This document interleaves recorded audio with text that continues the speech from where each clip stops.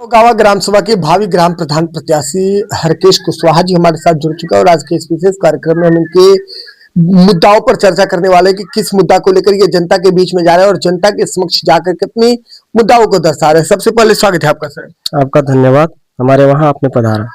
Sir, सबसे बड़ी बात यहाँ पर आ रही है कि आप एक युवा है, युवा जोश और युवा सोच के साथ आपने राजनीति में कदम रखा है और कहीं ना कहीं जनता के बीच में जा रहे हैं। क्या मुद्दा है आपका नौगावा के लिए? सर, प्रथम मेरे लिए वृद्धा और जो युवा हैं उनके लिए मेरे पास सबसे अलग हट करके सोच है कि उनके लिए मैं कुछ अलग करूं और ग्राम सभा के हर एक व्यक्ति के जरूरत पे मैं खरा उतरने का काम आता हूं और जिस समय जो मुझे बुलाता है मैं उस समय उसके वहां पहुंचने का काम करता हूं। लेकिन सर, अगर हम बात करते हैं तो आप पद पर न रहते हुए भी ग्राम सभा के लिए आपने जो है कार्य किया है और कार्य करते हैं।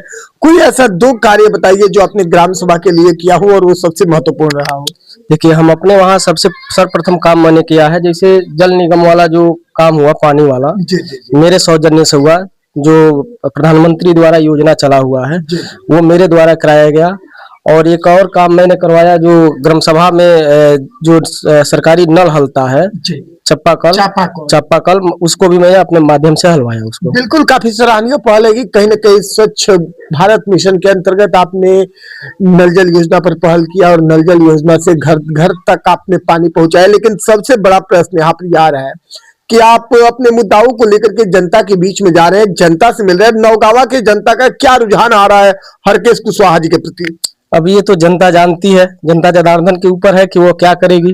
हमारा तो कर्तव्य करना, लेकिन जनता मुझे पूर्ण बहुमत देने के लिए तैयार है। तमाम लोग आए हुए, जनता जो है हरकेश कुशवाहा जी को ही पूर्ण बहुमत क्यों दे रही है? अब ये तो ईश्वर का कृपा है, मैं अपना कर्तव्य कर रहा हूँ लोगों के साथ, जनता के साथ। अब जनता क्या करेगी, और ये तो मेरे साथ उतरने को तैयार है।